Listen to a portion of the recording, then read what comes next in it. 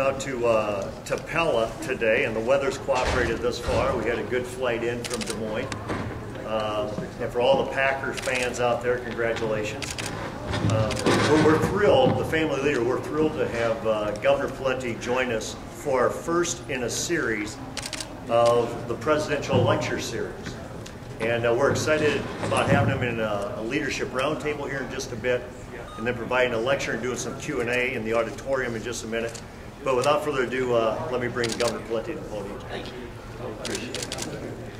Well, good morning, everyone. I'm delighted to be here, and of course, I'm joined by my spouse, Mary Pawlenty, who's driven, I think, about 4 hours or so to get here from the Twin Cities, and I'm really excited and delighted and pleased that she was able to join us for this important gathering. I want to thank Bob Vanderplatz for the invitation and for your leadership on behalf of family issues, not just in Iowa, but nationally, Bob. And this organization, I think, is going to be a powerful and impactful voice for family issues going forward in this state and across the country. And I appreciate your leadership and your persistence and your commitment to these issues. And thank you for hosting us today.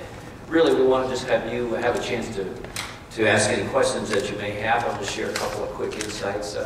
I'm delighted to be here today to share my views about the continuing importance of families in our society.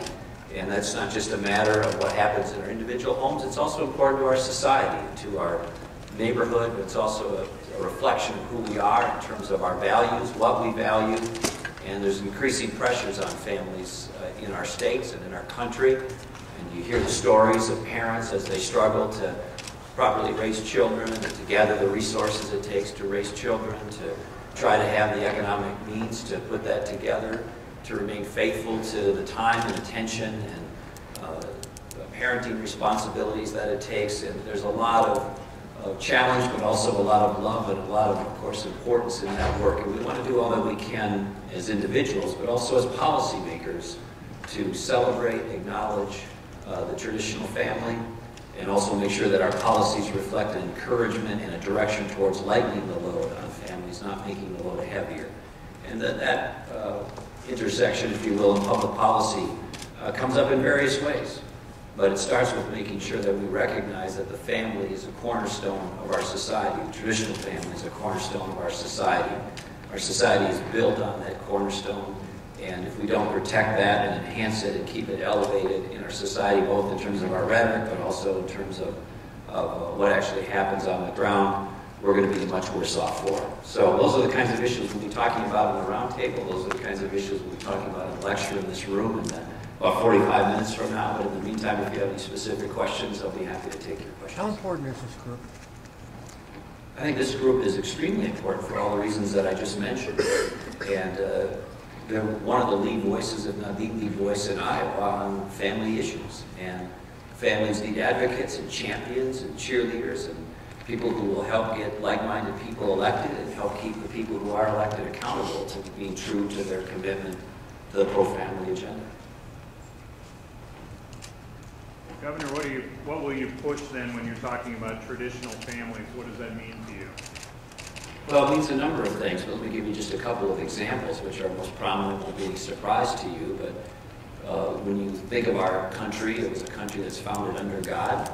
And so this is not a politically incorrect statement, but 49 of the 50 states, as one example of many of the founding perspective and founding documents of the country, stop in the very first part of those documents and say, we acknowledge and thank God for our liberties. And one very elegant example is the Minnesota Constitution. It says in the very first sentence, in the very first paragraph, we, the people of Minnesota, grateful to God for our civil and religious liberties. And then it goes on from there to talk about perpetuating those to future generations. So it has as a framing perspective that this is a country, and in the case of Minnesota, a state founded under God, and that we acknowledge that, we're thankful for it, that our rights and liberties and privileges come not from our local bureaucrat or from our congressman or woman, but from our Creator.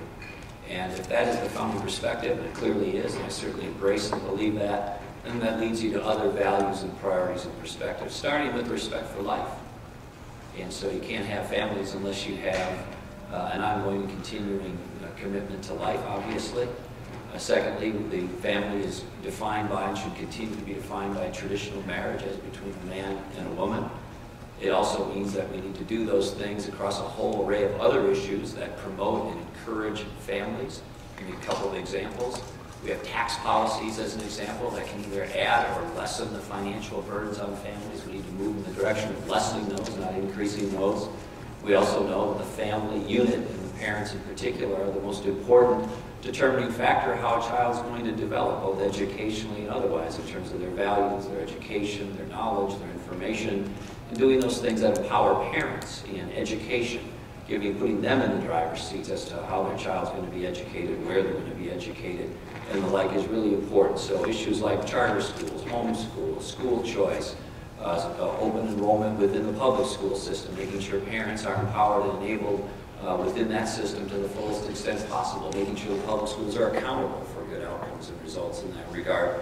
Those are just a few of the examples, but obviously those kinds of issues span not just tax policy and education, but healthcare and many other things as well.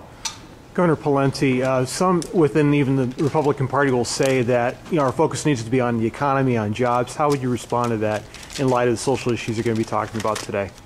Well, our country has to be both prosperous and good, if we're going to continue to be great.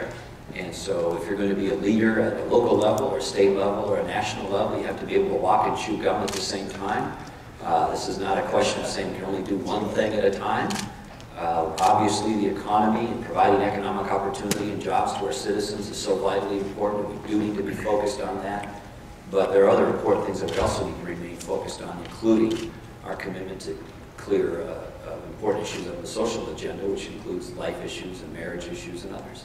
But this is not a matter of having the luxury or even the option to say we're going to do one thing. You have to be able to do many things. Governor Pawlenty, there's seems to be a very strong focus on religion with this group and some other conservative groups. What about people who maybe don't share all those same moral values? Do you feel like those people are maybe a bit disenfranchised? Yeah, I'll be addressing that in the lecture today. I don't know if you have a chance to stick around. I hope you do. But if not, the short version is this. As I said earlier, this is a country that is indisputably, undeniably founded under God, which leads you to certain principles about what God would have us do. And the first commandment, of course, of the 10 Commandments is you shall have no other gods before me. That includes government, it includes political parties, it includes money, it includes lots of other things. So it's okay, I think. In fact, the founders recognize this and embedded into our founding documents to say we're a country founded under God. Now, I have my personal religious beliefs. Mary and I are evangelical Christians, and we're proud to say that in our faith system and our belief system.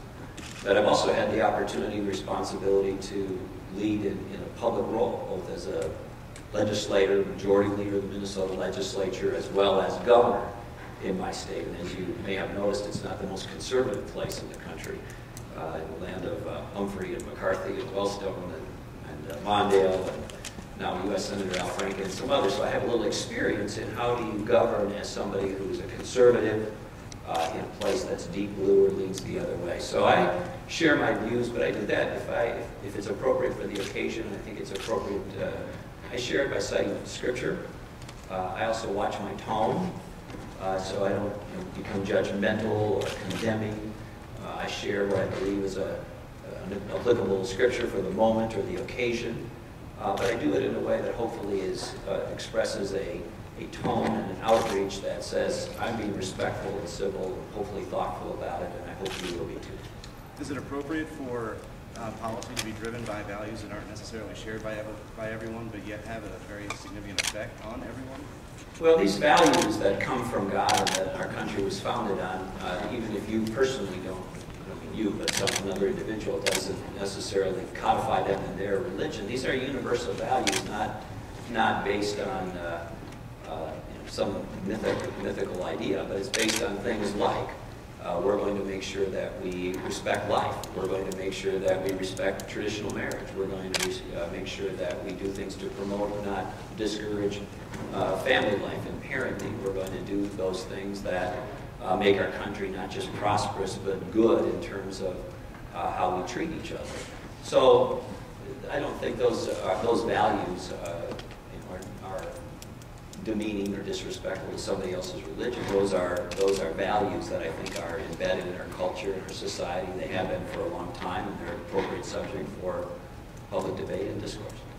Governor, this is called the presidential series, and you're the first to participate. Is being here and participating first a way of sending a message to conservatives in Iowa that you're at the front of the line when it comes to the caucuses? It wasn't intended that way. I think it just fit into the schedule, but sure, we'll say it was. No, we're delighted to be here first. I think it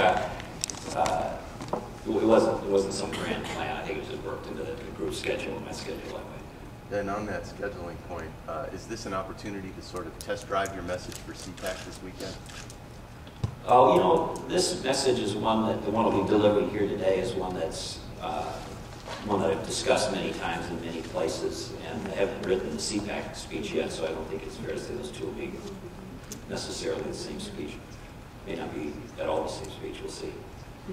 Governor, you and Congresswoman Bachmann both making several visits to Iowa and both talking about the importance of family and family values. What do you believe differentiates both of you? Sure. Well, whether it's Congresswoman Bachmann or any other candidates or potential candidates who may come through Iowa or other states, I think at least for the bulk of the candidates who are conservatives, and most of them will be, maybe all of them will be, you know, they're going to have similar positions on marriage and on life and on school choice and accountability and various other issues. And so there'll be a fair amount of overlap. So things that will distinguish candidates generally, again, not referring just to Congresswoman Bachmann, is, you know, your upbringing and how you were brought up and your values, your record, who you are, what you believe, why you believe it, what's the basis and foundation for those beliefs.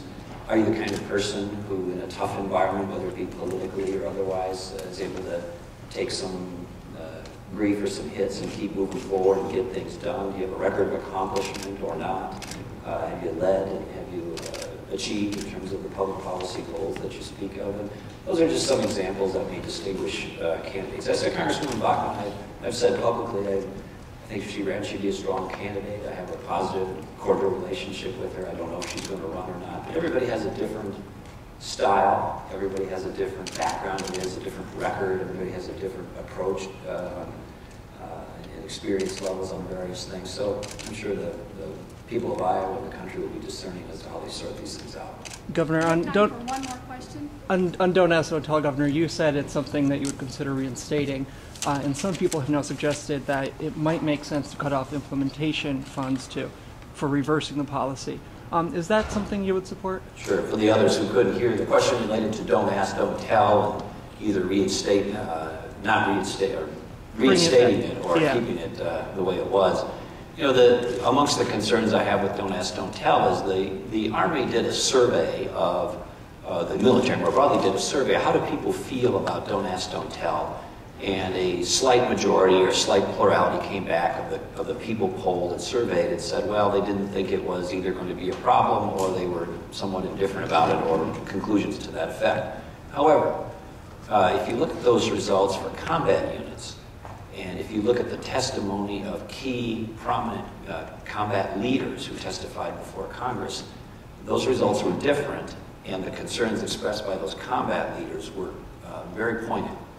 And so when you look to the individuals who are in the most intense, most dangerous elements of military service, they still have serious reservations and concerns about repealing Don't Ask, Don't Tell. And when we ask those individuals and their leaders to do what they do every day, and it's a very difficult circumstance, and I've been to Iraq 5 times, I've been to Afghanistan 3 times, and other places around the world where our military serves, we have to pay great deference, I think, to those combat units, their sentiments, and their leaders. And that's why, one of the reasons why I think I said we shouldn't have repealed Don't Ask, Don't Tell, and I would support reinstating. And rescinding the funds for implementation of repeals? Yeah, I think that would be a reasonable step as well. Governor, as you know, David Broder wrote that story that says that you have Governor Branstad's support. He denied that today. Where do you fall on this? I'd love to have Governor Branstad's support. He's somebody I have great respect for. I like Governor Branstad both personally and otherwise. I think he's done a great service to the state over the years, and trust and believe he'll continue to do that as the current governor. However, he's made it clear that he's neutral in any potential presidential race, so I'm not sure where that story came from originally. It may have been just Not that you journalists would ever get anything wrong, but may have been just a misdirected story to begin with. We'll be back here in a few minutes. Thank you, everybody. Appreciate it.